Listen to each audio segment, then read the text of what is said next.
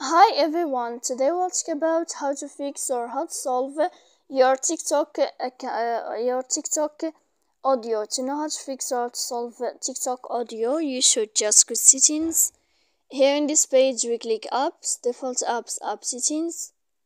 After that we'll enter to the window of TikTok and you will click here in this page of app and for you will click on first stop and you will click OK.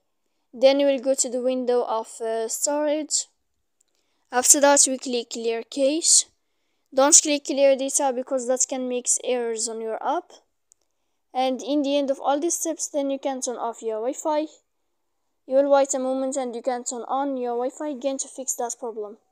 So please don't forget to support us by like and subscribe. See you next time in another video, and thank you for your attention and your watching.